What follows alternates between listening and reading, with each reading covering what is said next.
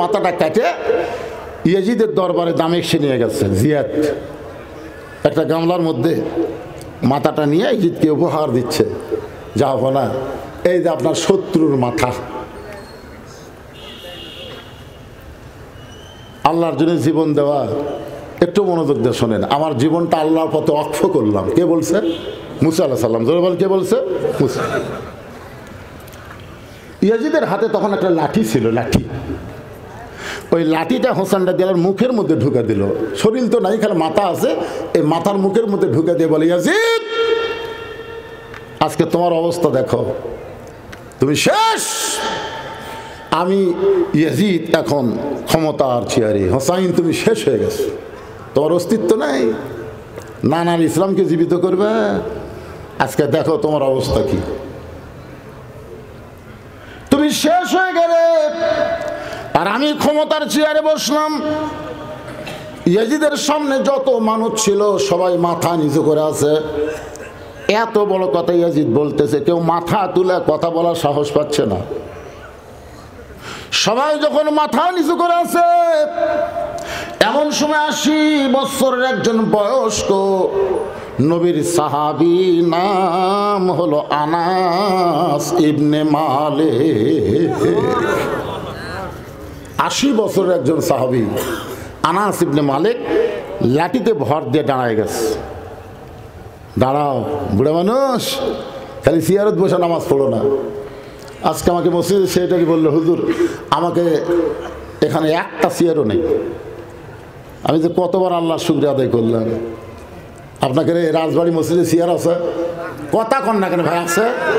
এটা মিডিয়ার মাধ্যমে গোটা পৃথিবী ছড়া পড়বে। রাজবাড়ি মসজিদে কোনো চেয়ার, সবাই জোরে বলবেন, কোনো চেয়ার নাই। পারিস না, বসে থাকা পর, বসে থাকা পর।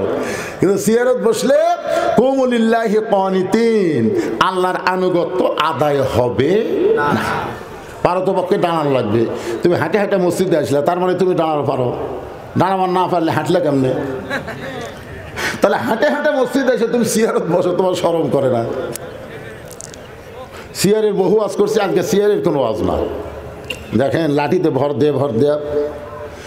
80 বছরের বয়স্ক সাহাবী আনাস বলতেছে, ইয়াজিদ তুমি হোসেনকে চিনো না।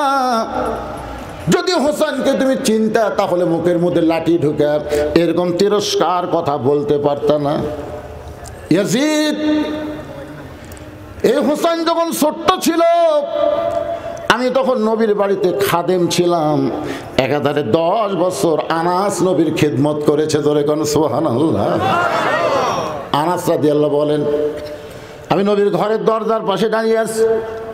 আল্লাহর নবী শুধুমাত্র ফরজ নামাজ বাদ দিয়ে নফল নামাজ, সুন্নত নামাজ বাড়িতে পড়া পছন্দ করতেন। রাসূল বলেছেন, তোমাদের বাড়িকে তোমরা গোরস্থান বানাবা না, অন্তত ফরজ নামাজ মসজিদ জামাতে পড়ে বাড়িতে কিছু নফল নামাজ তোমরা আদায় করো। নফল নামাজ যখন আদায় করবে, ছোট ছোট বাচ্চারা তোমাদের নামাজ পড়া দেখে তারাও কিন্তু আস্তে আস্তে নামাজি হবে। জোরে কোন ঠিক কিনা?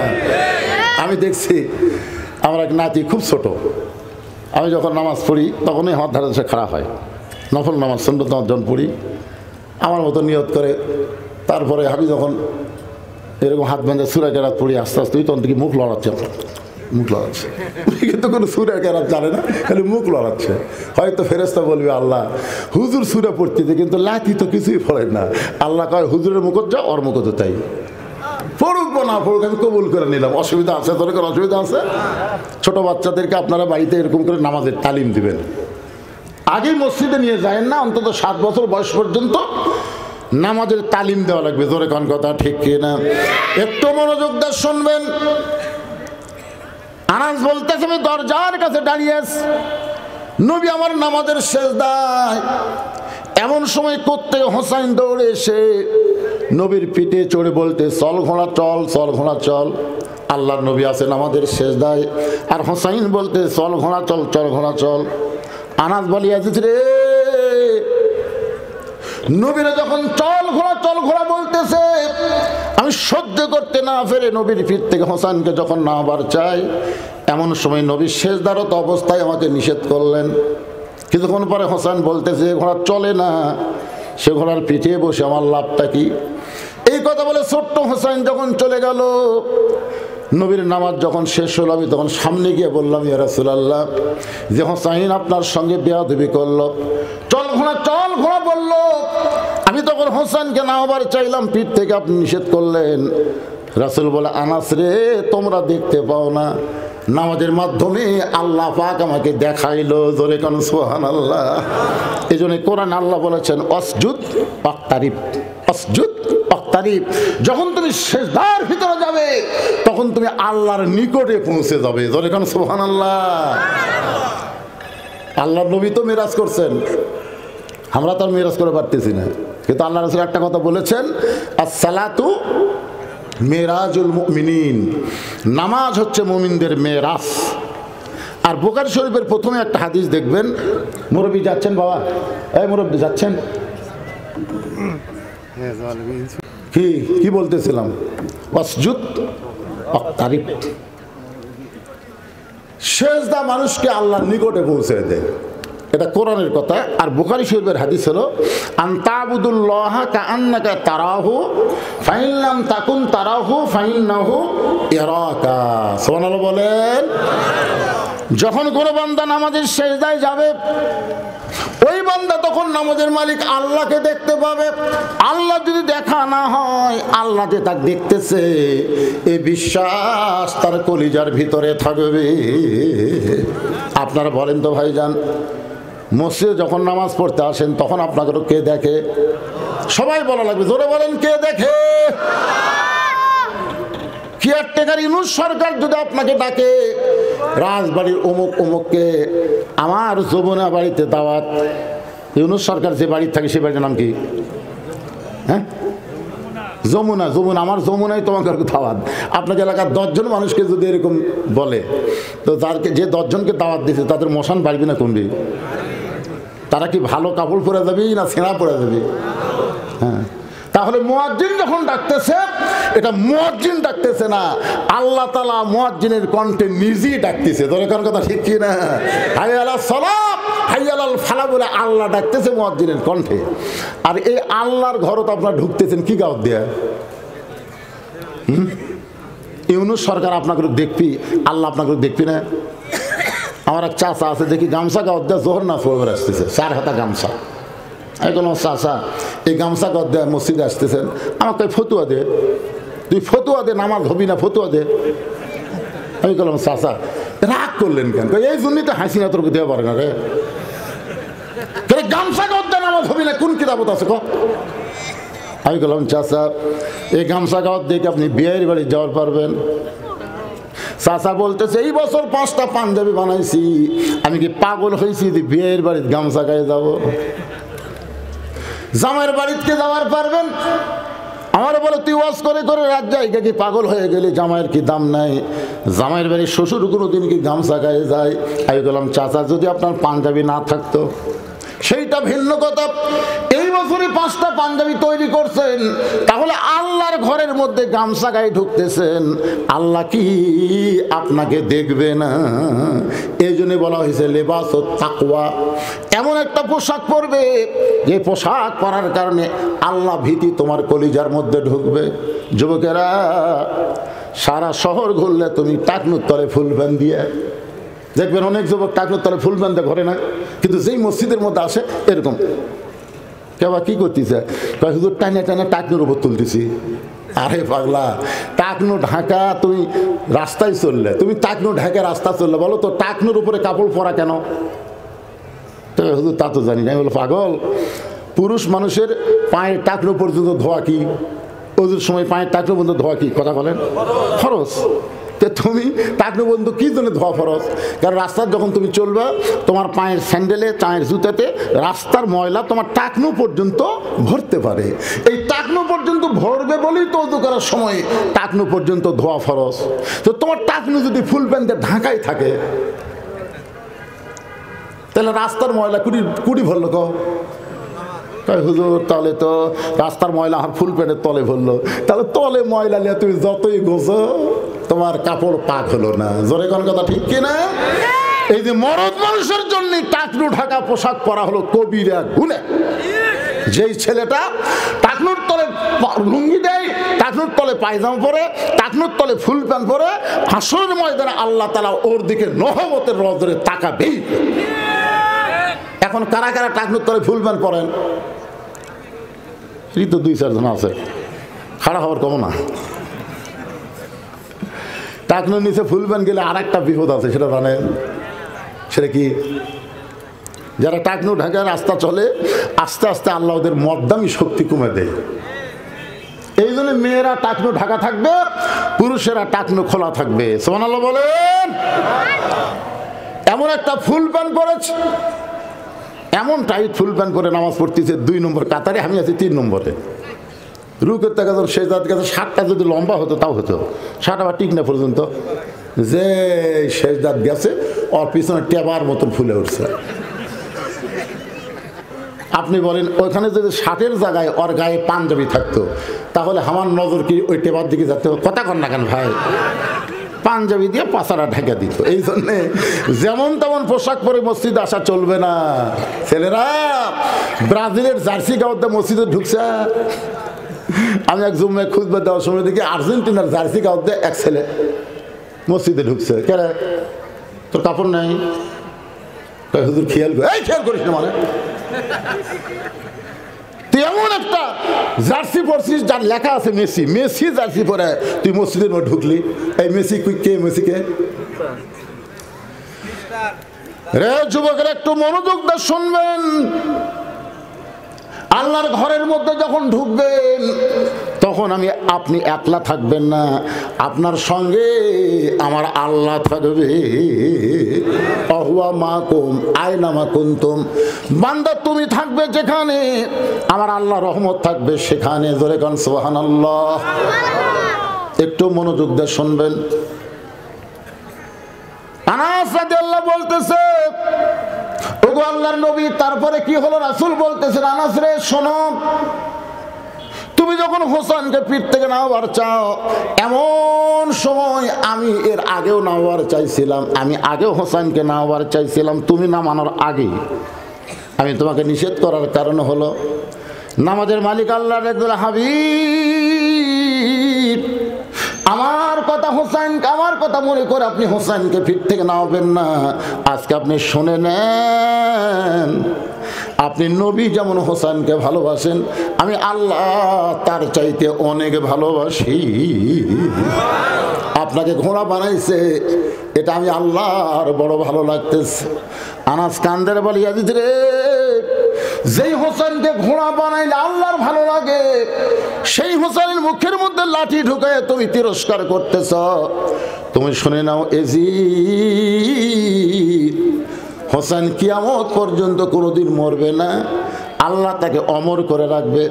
আর তুমি ইয়াজিদ এমন ভাবে দুনিয়া থেকে পচে যাবে, জনগণ তোমার নাম মুখে আসলেও ঘৃণা করে মনে করবে। তোরে কোন কথা ঠিক না? আপনার বলেন তো, ক্ষমতার চেয়ার পাইয়া যারা ভালো ভালো মানুষকে হত্যা করলো, ক্ষমতার চেয়ার পাইয়া ভালো মানুষগুলোকে অন্যায়ভাবে ফাঁসি দেওয়া হলো, যখন ঠিক কিনা? কত ভালো মানুষ, একটা ভালো মানুষের কথা আপনাদের বলতে শোনেন, তার নাম হলো মীর কাসেম আলী। জোরেকার নাম কি? মীর কাসেম আলী। উকিল বলতে, স্যার আজকে রাত 12টায় আপনার ফাঁসি হবে। মীর কাসেম আলী মুচকি হাসিতে বললেন, আলহামদুলিল্লাহ। উকিল বলে, স্যার এখন 9:30 বাজে, আর 2.5 ঘন্টা পর আপনার ফাঁসি হবে, আপনি মুচকি হাসিতে আল্লাহ শুকর আদায় করতেছেন। মীর কাসেম আলী বলতেছে, ভাই এখনো তো 2.5 ঘন্টা অনেক সময়, এত সময় চেতন থাকে কী করবো, আমি ঘন্টা 2 ঘুম পাড়ি। উকিল বলে, স্যার কী করেন আপনি? বলে, হ্যাঁ 2 ঘন্টা ঘুম পাড়ি, খামাকা চেতন থাকে কী হবে, 2 ঘন্টা পরে আমাকে ডাক দিও। উকিল মনে করছে ফাঁসির চিন্তা পাগলা হয়ে গেছে। 2 ঘন্টা পর ফাঁসির কন্ডম ছেলে উকিল ঢুকে দেখে মীর কাসেম আলী নাক ডাইকে ডাইকে ঘুম পাড়তেছে। উকিল কয়, কে রে, আর 8 ঘন্টা পর ফাঁসি হবি, আর এই লোকটা এমন করে ঘুমায়, এই মানুষ নাকি? পায়ের বুড়া আঙ্গুল লড়াইছে, ঘুম থেকে চেতন ভাই বলতেছে, কে ভাই সময় হচ্ছে? না স্যার, এখন 8 ঘন্টা আছে। ও, এখন 8 ঘন্টা। মীর কাসেম আলী ওযু করে 2 রাকাত নামাজ আদায় করলেন। উকিল বলতে যে কোরআনের সূরা মুজাম্মিল তেলাওয়াত করে বলতে যে, ভাইজান আমার জেলখানার মধ্যে তেমন ভালো কোনো পোশাক নাই, যে কয়টা আছে তার মধ্যে কোনটা ভালো একটু বাছাই করে দাও, কারণ পর চয়েজে পড়ো না, আর নিজের চয়েজে খানা, নিজে ইচ্ছা করে যেটা পছন্দ করবেন আপনি খাবেন, আর নিজের ইচ্ছাই পড়বেন না। আপনি আপনার বউকে একটু বলবেন এটা পরে কেমন লাগতেছে, আপনার মেয়েদেরকে একটু বলবেন। তো ওখানে কেউ নাই। উকিলকে বলতে যে, ভাইজান কয়টা কাপড়ের মধ্যে কোনটা সবচাইতে ভালো সেইটা বাছাই করে দাও। ভালো পাঞ্জাবি বাছাই করে দিল। মীর কাসেম আলী সেইটা গায়ে দিয়া বলতে যে, ভাইজান আতর সুরমা লাগানোর পরে আমি একটু চুল হাসিব, কিন্তু আমার তো চিরুনি নেই। উকিল বলে, স্যার আমার কোটের পকেটে আছে। উকিলের চিরুনি নিয়ে সুন্দর করে মাথা হাসড়ায় বলতেছে, আল মুমিনু মেরাতুল মুমিনিন, একজন মুমিন হলো আর একজন মুমিনের আয়না, তুমি একটু দেখো তো আমার কেমন লাগতেছে। উকিল কান্দার বলে, স্যার এখনই আপনার ফাঁসি হবে, এখনই আপনার ফাঁসি হবে, আপনি কি শ্বশুর বাড়ি যাবেন নাকি? এমন করে শাস্তেছেন। মীর কাসেম আলী বলে, পাগল, ফাঁসি হবে আমার আর তুমি কাঁদতেছ। ঘুমের মধ্যে আল্লাহ পাক আমাকে জানাই দিছে আমার জন্য আল্লাহর 8টা জান্নাতের দরজা অপেক্ষা করতেছে। তোমরা মনে করতে তো ফাঁসি, কিন্তু একজন মুমিন মুসলমান ফাঁসিকে ফাঁসি মনে করে না, এইভাবেই তার যাওয়া লাগবে, এটাই হয়তো আল্লাহ পছন্দ করেছে। আল্লাহর বান্দারা শোনেন, আল্লাহর জন্য নিজের জীবনকে যারা ওয়াকফ করে দেয় তারা কোনোদিন মৃত্যুকে পরোয়া করে না, তারা মৃত্যুকে স্বাভাবিক মনে করে। জোরে কোন কথা ঠিক কি না?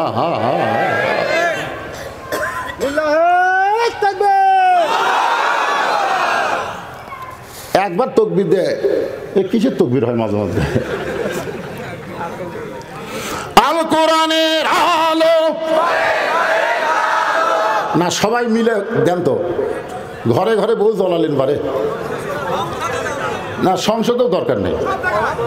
না না, এই যে চাপাইয়ের হারুন কি কথা জানেন? আল কোরআনের আলো, সংসদে জ্বালো, ঘরে ঘরে জ্বালো, এটা নাকি ধর্ম ব্যবসায়ীদের স্লোগান। তো এই জন্য আমরা ধর্ম ব্যবসায়ী না হয়ে একটা ভালো জায়গাত মারি, সেটা হলো কি আল কোরআনের আলো সব জায়গায়। এই আলোটা সব জায়গায় জ্বলানোর দরকার আছে না নাই? এই জন্য আমরা একটু অ্যাঙ্গেলে ডোজ দিই, ওরা যেন কিছু কমার সুযোগ না পায়, ওরা আর যেন না বলতে পারে। আমরা বলবো আল কোরআনের আলো সব জায়গায় জ্বালো। বলতে পারবে না ভাইজান? আল কোরআনের আলো, কোরআন হাদিস যেখানে, দুনিয়ার মুসলমান লিল্লাহে তাকবীর। আল্লাহ বলে, মুসা মৃত্যুকে পছন্দ করার 3 নম্বর কারণ কি?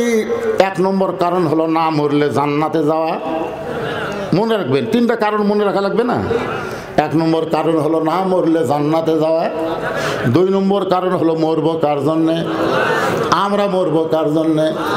ইন্না সলাতি ওয়া নুসুকি ওয়া মাহইয়ায়া ওয়া মামাতি লিল্লাহি রাব্বিল আলামিন। আমার নামাজ, আমার কুরবানি, আমার বেঁচে থাকা, আমার মরে যাওয়া কার জন্যে? সবাই বলবেন।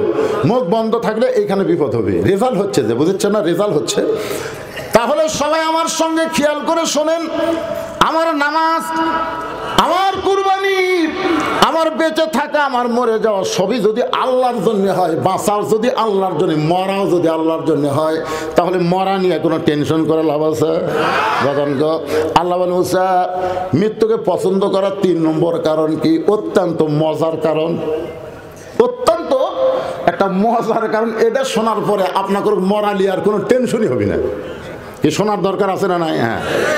এখন আল্লাহ বলেন, মুসা আমি আল্লাহ কেমন আছি যদি জানবার চাও, তাহলে কোথায় যাও? মনে ভুলে গেছেন? আরে এটাই তো ওয়াজ, ইন্না লিল্লাহর ওয়াজ। মনে ভুলে গেলে হবে? মুসা আলাইহিস সালাম দেখতে গেছে আল্লাহ কেমন আছে ফেরাউনের দরবারে। জায়গায় ফেরাউন একটা চেয়ারত বসে জিকির করতেছে, আনা রব্বুকুমুল আল্লাহ, আমি হলাম সবচাইতে বড় আল্লাহ। এ দেশ আমার বাপের, এ দেশ আমার। এদেশ আমার বাপের, এদেশ একই দিকের বারে হিসাব করলে আপনি মিল খেলে দেখবেন একই দেশ। এই দেশ তোর বাপের, এ দেশ তোর।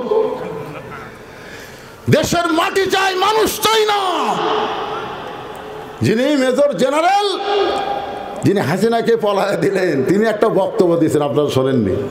হায় হায়, আরো লক্ষ লক্ষ মরে যাক, কিন্তু ক্ষমতার চেয়ার ছাড়বি না। আনা রব্বকুমুল আলা। একটু মনোযোগ দিয়ে শোনেন ভাই, 3 নম্বর কারণে আসতেছি। এখন কেউ ওঠেন না, পেশাব লাগলে ওঠেন না, ওঠেন না, পেশাব বন্ধ করে বসে থাকেন। ইনশাল্লাহ পেশাব জাতীয় যত রোগ এই কোরআনের উসিলায় আল্লাহ ভালো করে দেবে। সামান্য পেশাব লাগলে লাভ দটেন খেন। আল্লাহ কি বলেছেন? অনুনাজ্জিলু মিনাল কুরআনি মা হুয়া শিফাউ ওয়া রাহমাতুল লিল মুমিনিন। মুমিনদের যাবতীয় রোগের ঔষধ হিসেবে শিফা স্বরূপ আল্লাহ কোরআনকে নাজিল করছে। বিশ্বাস করেন আপনারা? তো ফেরাউন জিকির করতেছে আনা রব্বকুমুল আলা, আনা রব্বকুমুল আলা। মুসা কয় কে রে, এখনই তুর পর্বতে কার সাথে কথা কইলাম? এখনই তো আল্লাহর সাথে কথা কই আমি এখানে আসলাম। তো ই যে বলতেছে আমি সব চাইতে বড় আল্লাহ, তাহলে ওটা কে? ই কে? আপনারা বলেন তো, মুসা নবীরা কেমনে বুঝলো? বলেন, চিন্তা করে বলেন তো, মুসা নবী কেমনে বুঝলো উই কে আর ই কে? এটা বোঝার কারণ হলো কার সাথে কথা বলিছে। আমরা কেমনে বুঝবো? আমরা আল্লাহর কোরআনকে যখন বুকে তুলে নিব, আল্লাহর কোরআনকে যখন বুঝবো, আল্লাহর কোরআনকে যখন পড়বো, তখন আমরা কোনো কালেই ফেরাউনের শাসন মানে নিব না। কি মুসা আলাইহিস সালাম কি বলবে? সুবহানাল্লাহ ভাই, সুবহানাল্লাহ ভাই, ভাই আপনি ভালোই করছেন ভাই, তাই বলবি। সঙ্গে সঙ্গে মুসা নবী ফেরাউনের জিকির বন্ধ করে দেওয়ার জন্য, অন্যায় জিকির, শিরক জিকির, বেহক জিকির বন্ধ করার জন্য বললেন লা ইলাহা ইল্লাল্লাহু মুসা কালিমুল্লাহ। এখন বলেন লা ইলাহা ইল্লাল্লাহর কাছে আনা রব্বুকুমুল আলা চলবি? আল্লাহর কাছে ভগবান চলবি? আল্লাহর কাছে ঈশ্বর চলবি? আল্লাহর কাছে গড চলবি? সব বাতিল। সঙ্গে সঙ্গে ফেরাউন দাঁড়িয়ে বলে মুসা, তোর আল্লাহর জিকির করবি, তোর আল্লাহর জায়গায় যা, আমার রাজত্বের মধ্যে তোর আল্লাহর জিকির চলবি না। আপনারা বলেন তো, মুসা নবীর রাগ বেশি না কম? কত বেশি? খালি আজরে এসে সালাম দেয়নি, আজরে এসে খালি সালাম দেয়নি, মুসা আপনার জান কবজ করবার চাই। মুসা আলাইহিস সালামের সাথে সাথে আল্লাহর সাথে, আল্লাহ ই আজরাইল আমাকে সালাম দিল না, ই সরাসরি কয় মুসা তোমার জান কবজ করতে চাই। আল্লাহ কয় কি করবো? কয় একটা সাইজ করবো। আল্লাহ কয় মুসা আজরাইলের অনেক শক্তি রে, তুই কিভাবে সাইজ করবো? বিসমিল্লাহকে একটা চল মারবো, তাতে যদি আজরাইল না লাগে বুঝবো তোমার পাওয়ার নেই, কারণ বিসমিল্লাহ মানে কার নামে? আল্লাহ। আল্লাহ বলতে ঠিক আছে, মুসা ডাকতেছে আয়। আমার দেখলে সবাই ভয় পাই, আবার ডাকে খেয়ে যে এরিয়ার মধ্যে গেছে বিসমিল্লাহকে মারছে, সরে বাম চোখের মুনি উল্টে বের হয়ে গেছে। চিন্তা করছেন যে আজরাইলকে চল মারবার পারে, তার হাতত বল আছে না? ফেরাউন বলতেছে তোর আল্লাহর জিকির করবার চাই, তোর আল্লাহর জায়গা যা, আমার রাজত্বের মধ্যে তোর আল্লাহর জিকির চলবে না।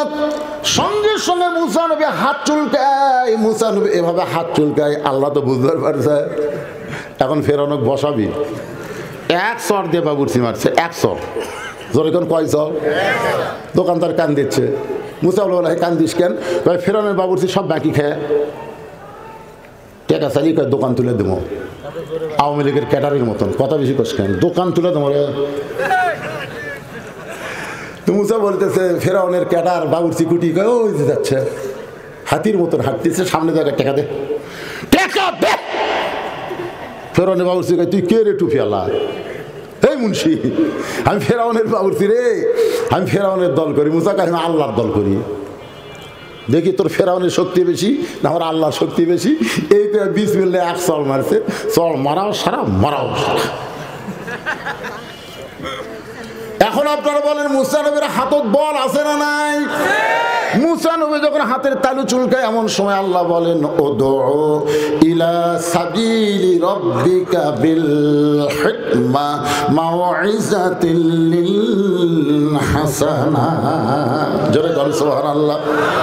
মুসা আমি তোমাকে ফেরাউনের কাছে আমি আল্লাহ কেমন আছি দেখবার পাঠাইছি, মারামারির জন্য পাঠাই নাই। যদি পারো হিকমতে কথা বলো। এবার মুসা নবী হিকমতে বলতেছে ফেরাউন তুমি যে আনা রব্বুকুম আলা আল্লাহর দাবি করতেছে তুমি কি খাও? পাশে হামান বসে থেকে বলতেছে আমার আল্লাহ খায়। হামান মানে বোঝেননি? ওয়াইদুল কাদের কাছে বসে থেকে বলতেছে আমার আল্লাহ খায়।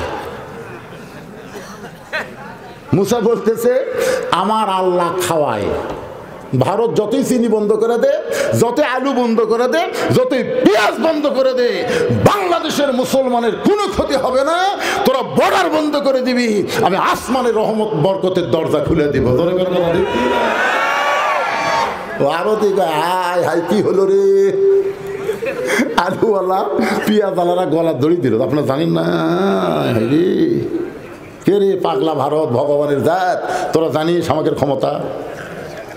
আল্লাহ কোরআনে বলেছেন ফালিয়াবুদু রাব্ব হাযাল বাইত আল্লাযী আত'আমাহুম মিন জু'ইন ওয়া আমানাহুম মিন খাউফ।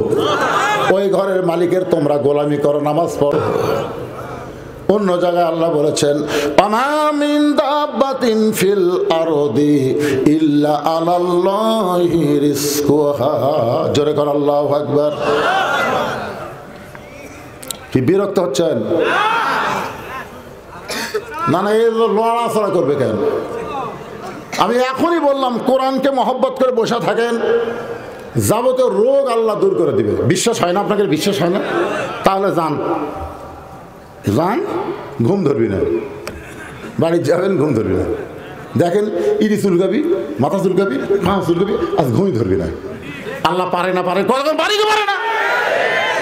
3 তালার থাকে, ঘুমের ট্যাবলেট খায়, তাও চোখ খালি লাটার মতন করে থাকে।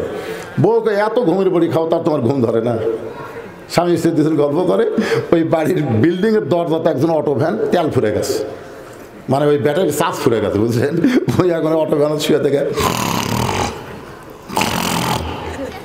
বাড়িওয়ালাকে কে রে, আমার চোখে ঘুম নেই, আমার দরজাতি নবাব দাদা কে রে। আস্তে আস্তে গেট খুলে এসে দেখে বালুস নাই, কম্বল নাই, কিছু নাই, একটা ইটার ওপর গামছা দিয়ে লাখ টাকা ঘুম পাড়তেছে। তখন আল্লাহ তুমি কুটি, আমি 3 তালাত ঘুম ধরে না, আর এই অটো ভ্যানের উপর ঘুমাই। শান্তি দেওয়ার মালিককে। আর একটু বসেন, মুসা নবীর অরিজিনাল যেটা 3 নম্বর সেটা তো বলিনি ভাই রে, শোনা লাগবে না? তার আগে এটা শুনবেন না? কি বুঝতেছেন? হামান আমার আল্লাহ খায়। মুসা বলতেছে আমার আল্লাহ খাওয়ায়। যে আল্লাহ খাওয়ায় আর যে আল্লাহ দাবি করে খায়, যাই খায় তার বিপদ আছে। খাওয়ার মধ্যে যদি একটু কম বেশি হয়, নিজের বাড়িতে 5 কেজি আলু 1 কেজি গোস্ত বউ পাক করে দিছে, 2 টুকরা গোস্ত দেওয়ার কারণে রাগ করছে। এই গোস্তর দাম জানিস? এই গোস্তর দাম জানিস? 1 টুকরা হলেই খাওয়াবি। 1 টুকরা তুলে দিয়ে তাহলে আলু দিয়ে সমানে খায়। আলুর মধ্যে স্বাদ আছে রে। নিজের বাড়িতে 5 কেজি আলুর মধ্যে 1 কেজি গোস্ত, আলহামদুলিল্লাহ। পরের বাড়িতে পরের দিন দাওয়াত খাওয়ার গেছে, যা দেখে 5 কেজি গোস্ত 1 কেজি আলু। গোস্ত কয় কেজি? আর আলু, গোস্তের মধ্যে হঠাৎ একটা আলু আসছে, হঠাৎ মানে আস্তে করে তুলে, বন প্লেট আছে আপনাকে, বন প্লেট মানে আলু আর খাবি না। নিজের বাড়িতে আলু খাই, গোস্ত তুলে থই, আর পরের বাড়িতে এসে গোস্তর মধ্যে 1 টুকরা আলু গেছি, আস্তে বন প্লেট তুলে থইছে। নিজের বাড়িতে 1 টুকরা গোস্ত দিয়ে 4 গাছ খায়, গোস্ত ছেঁড়ে ছেঁড়ে খায় আর ভাত খায়। আর পরের বাড়িতে 1 গাছ ভাতের মধ্যে 4 টুকরা ঢুকে। এই এইভাবে ঢুকাতে ঢুকাতে হাফ কেজি ঢুকেছে। কয় কেজি? Half KG. ওর পেটের কল কবজা হলো 250 গ্রাম হজম করে পারবি। মানে আল্লাহ যে কল কবজা দিয়েছে 250 গ্রাম ঢুকে হজম হবে, কিন্তু 500 গ্রাম ঢুকেছে, কল কবজার পাচ্ছিছে না। কয় আল্লাহ আমরা তো পাচ্ছি না, আল্লাহকে হরতাল কর। যে হরতাল করছে এটা এখন পচনি ধরছে, পচনি ধরে মানে না বলে ধুমা ঢেকুস, জোরে কোন কি ঢেকুস, লোকজনকে কে রে তোর মুখের থেকে পচা পচা গন্ধ আসে কেন।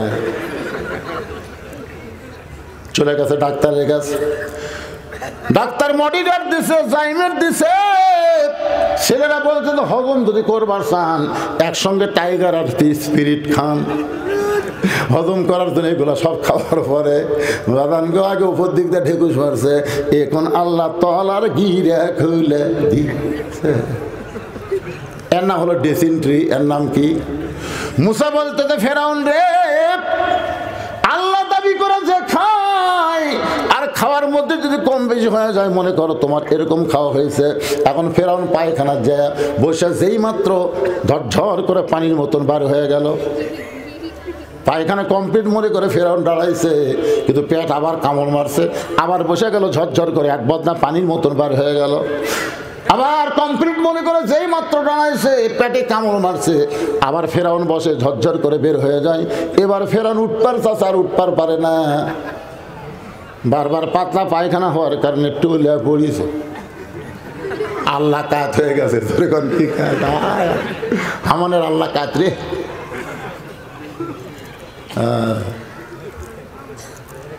ফেরাউন টোলা পড়লে কি হবে? ভাষা ঠিক আছে, চিল্লা বলতেছে এ আমার সাঙ্গ পাঙ্গ কোথায় রে? আমি আল্লাহ হইয়া পায়খানা করতে করতে দুর্বল হয়ে পড়ে গেছি, আমার টাইনে বার কর। এবার ফেরাউনের সাঙ্গ পাঙ্গ পায়খানার দরজা খুলে দেখে আনারব্য কোমল আলা কাত হয়ে আছে, কি হয়ে আছে। অনেকে কিন্তু ফেরাউনি চাকরি করে বেতন খাওয়ার জন্যে, মনে মনে ফেরাউনকে ভালোবাসে না, এরকম আছে না নাই? পুলিশের মধ্যে একজন পুলিশ আজকে আমাকে দেখা করলো, এখানেই দেখা করে বলল হুজুর আমরা হাসিনার সময় চাকরি করছি, কিন্তু হাসিনাকে আমরা ভালোবাসি না। আছে না নাই? জোরে করে আছে না নাই? আল্লাহর বান্দার একটু মনোযোগ দিয়ে শুনবেন। সাংসদের মধ্যে একজন চিল্লায় বলতেছে এত ক্ষমতার অহংকার করেন 1 লাখ বার হওয়ার পারেন না, এত ক্ষমতার অহংকার করেন 1 লাখ বার হওয়ার পারেন না। যেই মাত্র মুসা এই কথা কইছে হিকমতের সাথে, ফেরাউন বলতেছে ধর। মুসা বলতেছে আল্লাহ হিকমতের সাথে দাওয়াত দিলাম, তারপর আমাকে ধরবার, এখন কি করব? আল্লাহ কই দৌড়ে। মুসা কয় আল্লাহ এটা একটা কথা হলো? আল্লাহ কয় দৌড়ে 15.5 বছর দৌড়ে। ফেরাউনকে ধরবো আমি, জাগা মতো পাগলা তুই দৌড়ে। মুসা সমানে দৌড়াই, আর ফেরাউন সাঙ্গ বাঙালিয়া কয় আমার ভাই দৌড়াচ্ছ, আমার ভাই দৌড়াস। মুসা ফেরাউন আরো অহংকার বেড়ে গেছে, ধর। একবারে 3 দিকে ফেরাউনের সামনে হলো সাগর। ফেরাউন বলে মুসা আর দৌড়াস না কেন, এখন দৌড়া। মুসা বলে আল্লাহ আমার দৌড় দেওয়ার জায়গা শেষ হয়ে গেল, এখন সামনে সাগর দেখি, 3 দিকে ফেরাউনের সৈন্য দেখি, এখন কি করব? আল্লাহ বলে মুসা রে এখনই তো কাম শুরু হবে, এখনই কাম শুরু হয়ে যাবে। নাসরুম মিনাল্লাহি ওয়া ফাতহুন কারীব ওয়াবাশশিরিল মুমিনিন। আল্লাহর বান্দারা একটু মনোযোগ দিয়ে শুনবেন। আল্লাহ বলে মুসা রে মৃত্যুকে পছন্দ করার 3 নম্বর কারণ কি? মুসা কোন মৃত্যুকে পছন্দ করার 3 নম্বর কারণ বলার আগে এই রাজবাড়ি মসজিদের উন্নয়ন কল্পে আজকের এই মাহফিল হচ্ছে ভাই।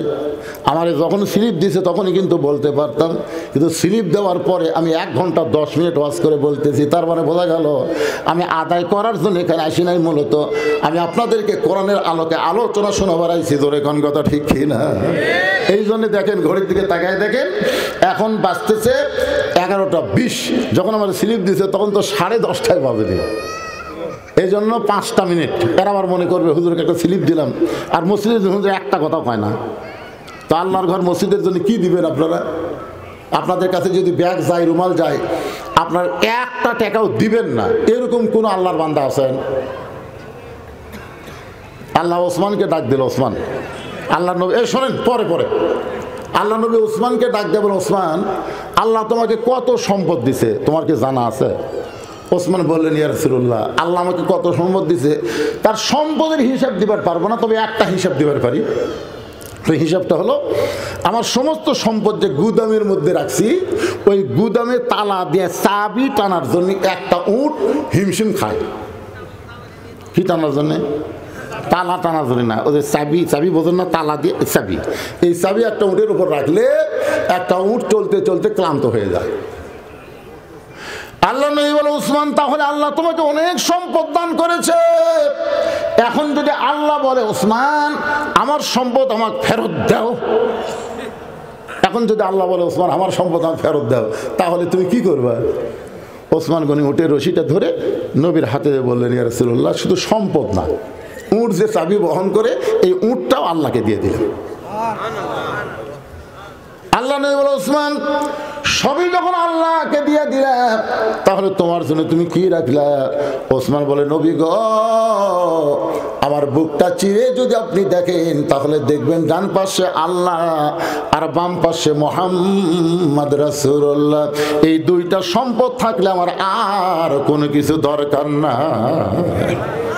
সঙ্গে সঙ্গে নবী আসমানের দিকে তাকালেন, এভাবে আসমানের দিকে তাকায় আছেন। আল্লাহ বলে, হাবিব, আসমানের দিকে তাকায় কি বলতে চান? নবী বলে, আল্লাহ, আমি ওসমানকে কি দিব? পুরস্কার দেওয়ার মতো কিছুই নাই।